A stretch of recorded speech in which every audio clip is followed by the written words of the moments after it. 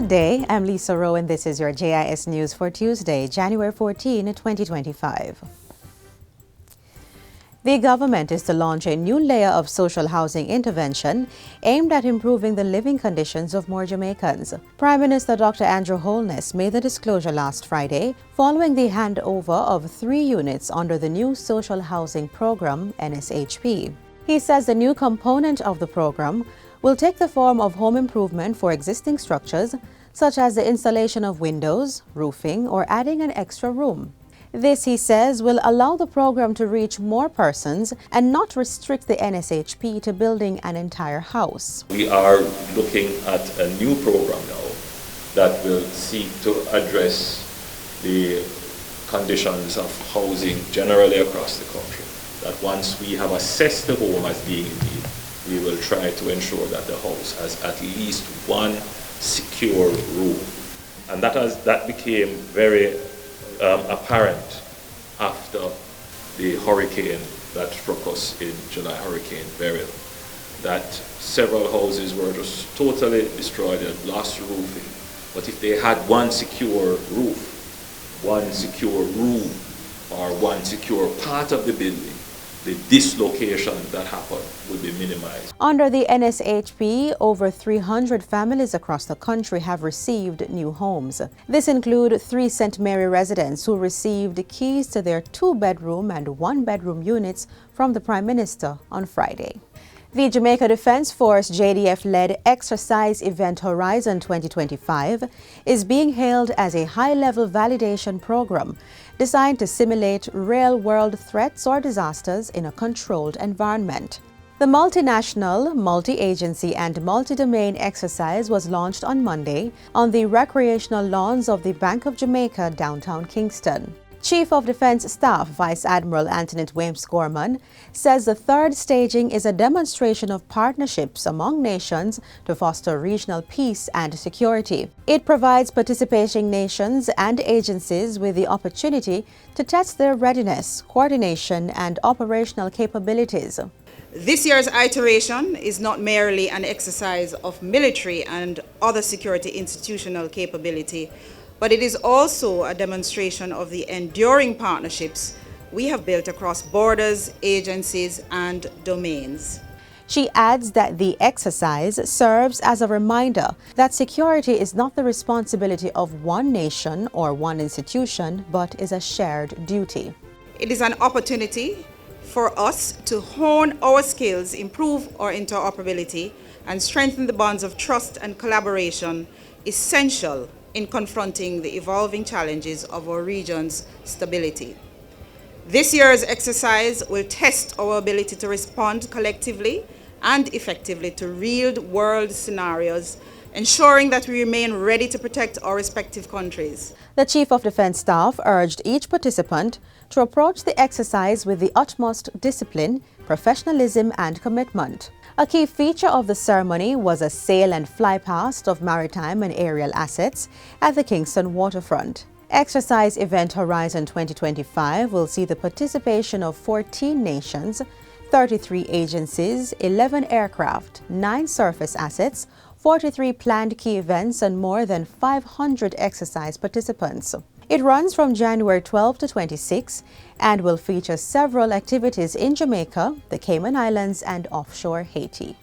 The Ministry of Industry, Investment and Commerce says it will be working with stakeholders to develop a strategic roadmap to expand the market for Jamaican Blue Mountain coffee. Portfolio Minister Senator Auburn Hill says this will be done while leveraging the existing stronghold in traditional markets such as Japan. I'm totally committed to help growing a lot more Jamaican coffee, and especially Jamaican Blue Mountain coffee for exports around the world. Yes, continuing with Japan. Yes, continuing with the United States. Yes, exporting more to Switzerland, more to China, more to everywhere else. And even in the United States and Japan, where we're established, I need to see a lot more export going there. And I am committed to work with Minister Green and the growers of coffee Minister Hill was speaking recently at the launch of the Jamaica Blue Mountain Coffee Festival. He committed to working with the Tourism Ministry to make sure every hotel in Jamaica is outfitted with a kiosk for Jamaican Blue Mountain coffee. He also called on distributors to ensure farmers were properly compensated for the commodity they produce as part of the efforts to boost production and livelihoods. Distributors, we want to make sure our coffee farmers are getting the benefit that they farm from. So we must make sure the profits that are made from coffee get down to the farmers so they can live a better life, their children can live better, they can live in better houses. In 2022, Jamaica was recorded as the 62nd largest exporter of coffee in the world and the 11th most exported product from the country for the same year. Meanwhile, Hope Gardens is the new venue for this year's Jamaica Blue Mountain Coffee Festival.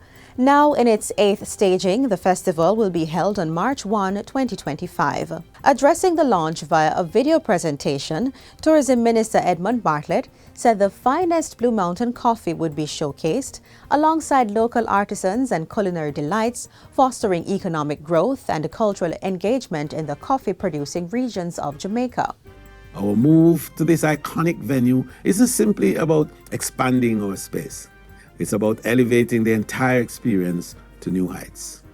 We're creating a platform that will welcome more attendees, showcase more vendors, and generate unprecedented opportunities for our stakeholders.